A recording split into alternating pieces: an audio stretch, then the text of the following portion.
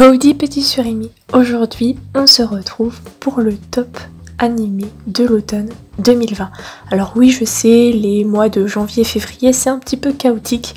En général il y a un peu plus d'une vidéo par semaine sur la chaîne parce que sinon j'aurais pas le temps de poster tout ce que je dois poster, c'est-à-dire les posts classiques, à savoir top anime de saison, top anime de l'année, top manga de l'année, etc. Sachant qu'en plus je suis en train de développer plein de nouveaux projets et donc du coup si je veux pouvoir tout poster, il faut vraiment que je bombarde le mois de janvier. Mais bon, j'espère que cette vidéo va te plaire. Sur ce, on est parti.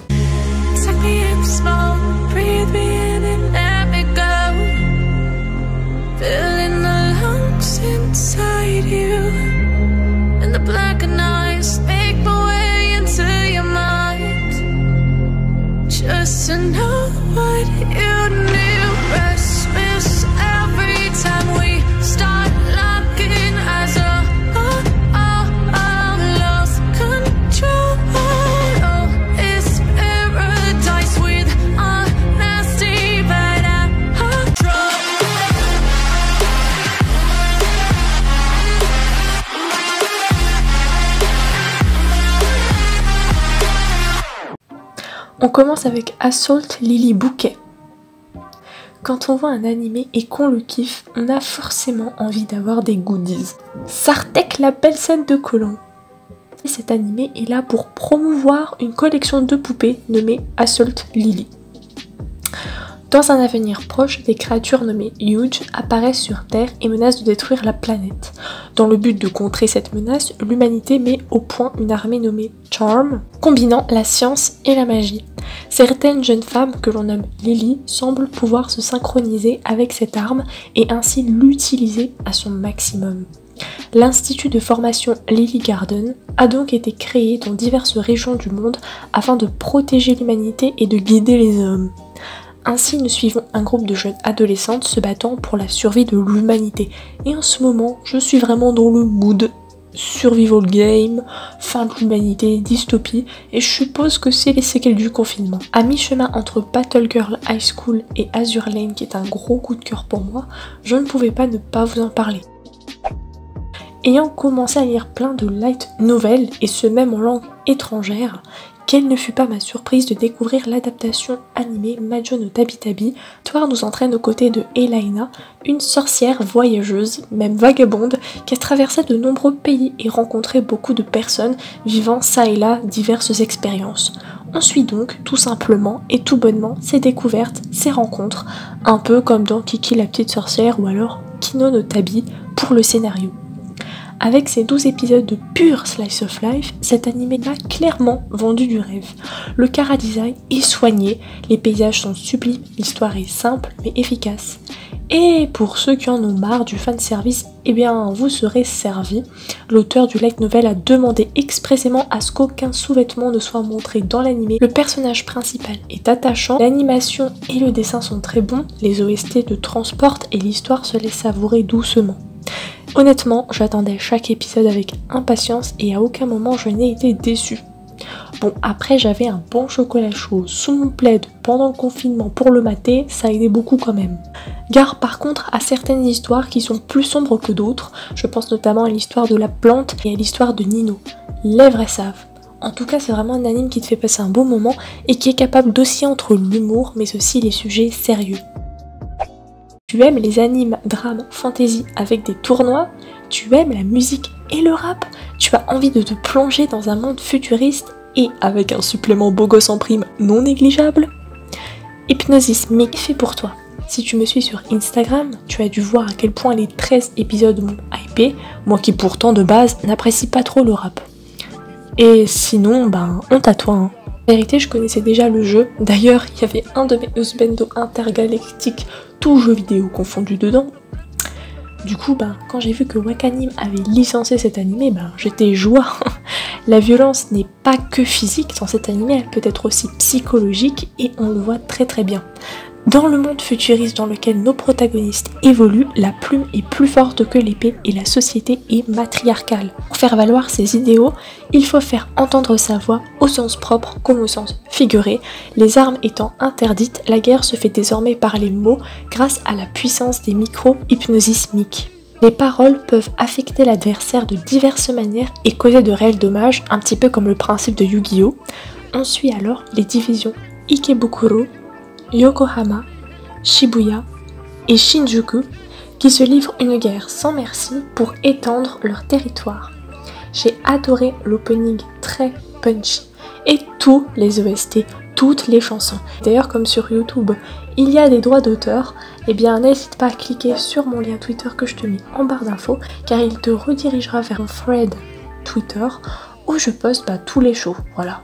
En tout cas, cet anime a été vraiment un pur régal, vraiment je me suis régalée, j'ai pas arrêté de rigoler, j'ai été hypée par l'histoire, il y avait vraiment des scènes très tristes, des scènes très drôles, enfin voilà, vraiment c'était génial, je n'ai vraiment pas de mots encore plus forts que cela pour décrire à quel point j'ai adoré et que c'était une très bonne expérience. Bon, par contre les chansons sont en CGI, enfin les personnages sont en CGI au moment des chansons et des danses, mais le reste de l'animation est vraiment beaucoup trop parfaite, c'est vraiment des ikemen en puissance, un petit peu comme dans Love Live School Idol Project, si vous voyez un petit peu la façon dont l'anime est monté.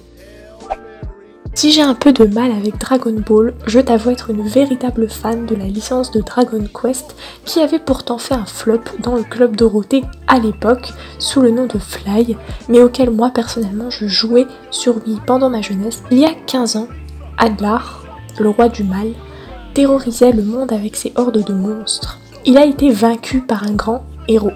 Libérés de ces maléfices, les monstres ont alors commencé à vivre discrètement sur une petite île des mers du Sud, l'île de Dermline. C'est sur cette île que Dai a été élevé par son grand-père adoptif, un incube centenaire. Inexplicablement, le roi du mal ressuscite et recommence à semer la terreur dans le monde. Dai est alors formé aux techniques de combat par son maître Aban, en vue de défaire le dieu du mal, comme il le fit des années auparavant. Malheureusement, Aban se sacrifie pour sauver ses disciples du roi du mal, et c'est donc pour se venger, Dai se battra, aidé par... Non mais Melio Ecopus là, tu veux regarder autrement oui?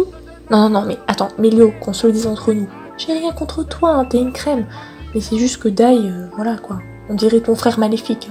C'est pour se venger que Dai se battra, aidé par ses amis, ne se doutant pas qu'il est celui qui reprendra le flambeau. Et commence alors la quête de Dai, le héros à la marque de dragon. Pour ma part, je trouve que c'est une belle aventure qui met en scène les principes fondateurs du shonen, tout en ayant une avancée spéciale à la manière d'un JRPG, à savoir les personnages et leurs classes, l'équipement, les donjons mais aussi les boss. Ouais, je suis un petit peu nulle en jeux vidéo, je fais jamais top 1, mais j'ai un petit côté geekette quand même. En tout cas, j'ai ressenti des frissons. Ouais, tu sais le truc dans ton dos là. Ça m'a fait ultra plaisir de voir une remasterisation de l'anime. D'ailleurs, ma question du jour est la suivante. Quel anime voudrais-tu voir réadapté au goût du jour? Je trouvais ça vraiment génial de remettre en avant des licences incontournables de l'époque qui sont méconnues du jeune public.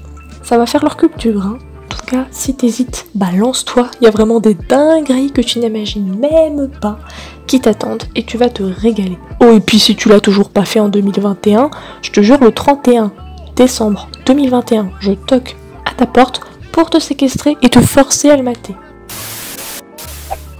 Tu ne crois pas au coup de foudre? Avec Tony Kakukawai, tu vas changer d'avis. Ou pas. Nasa Yuzaki est un collégien studieux, mais on se moque de son nom étrange, du coup il fait tout pour devenir une personne importante. Durant une nuit enneigée, il aperçoit une jeune fille dont il tombe fou amoureux.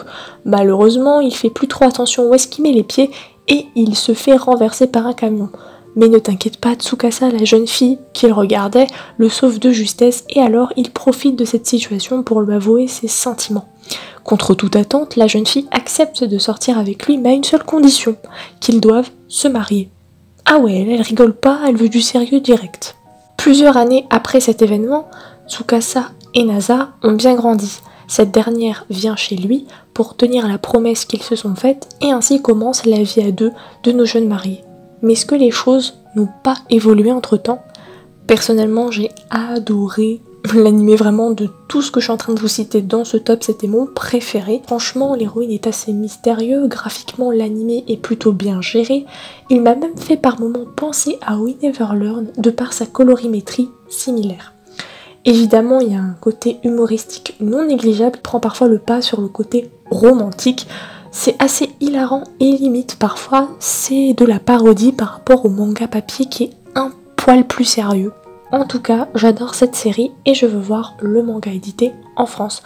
Mais en même temps, pas étonnant vu que son créateur est celui de Hayate the Combat Butler.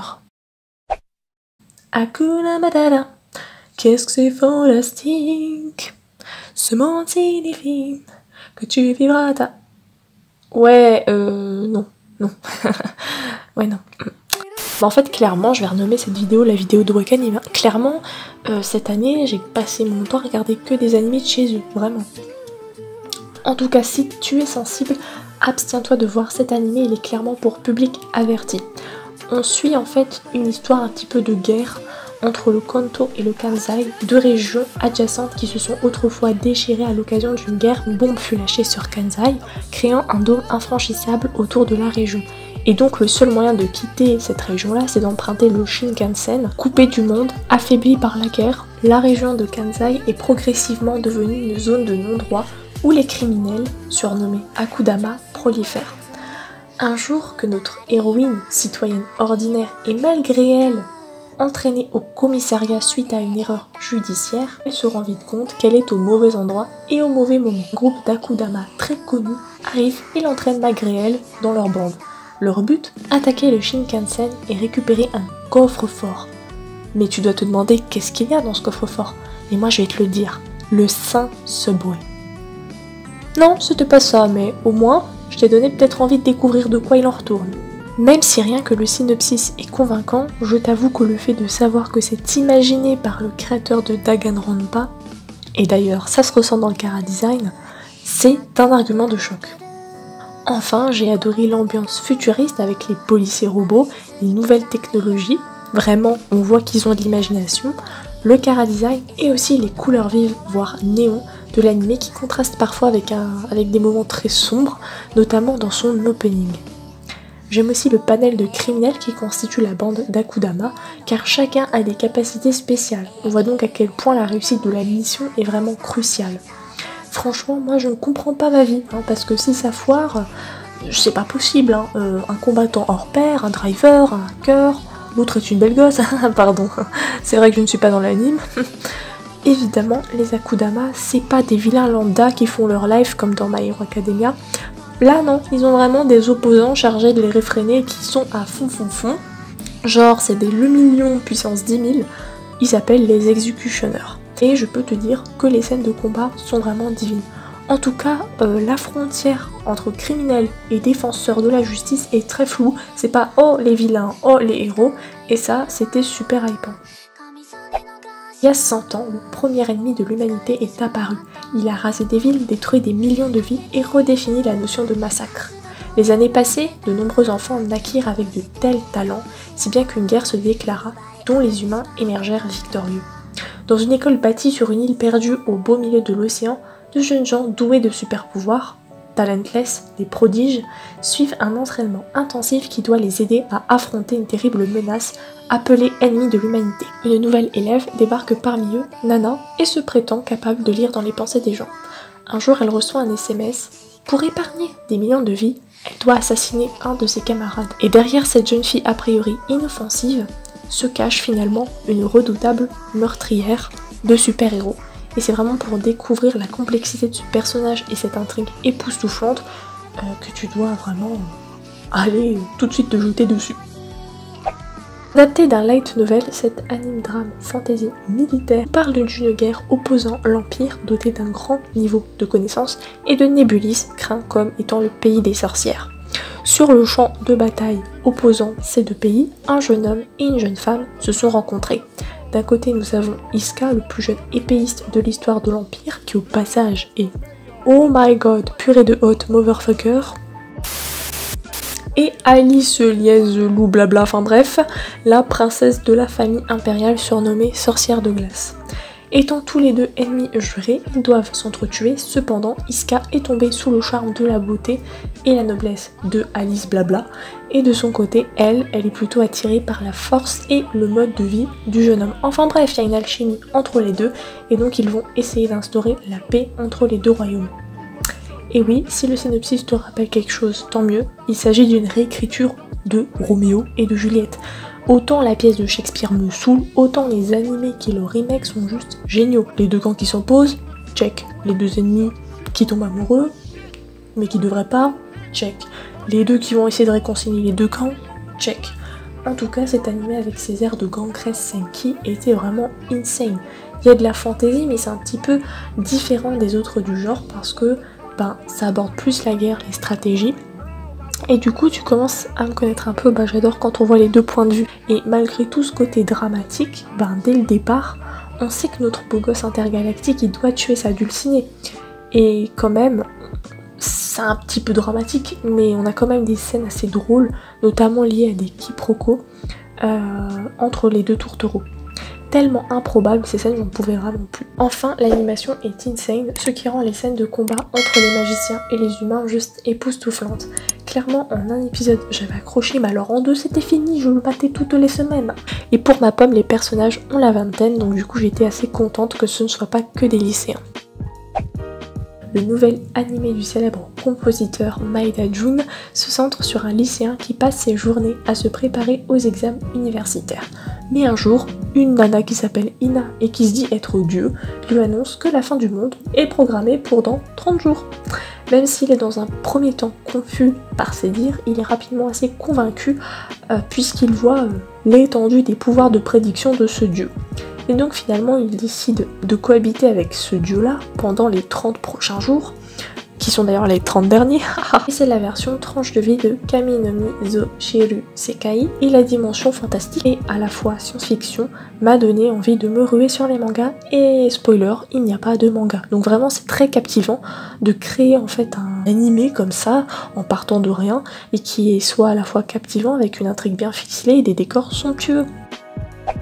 Au niveau des suites, j'ai bien entendu vu passer la dernière saison de Haikyuu, mais étant donné la hype récente de ma soeur sur cet animé, enfin surtout sur Kageyama, on a prévu de le rewatcher. Ouais, c'est comme les résolutions, je ne tiens jamais mon planning.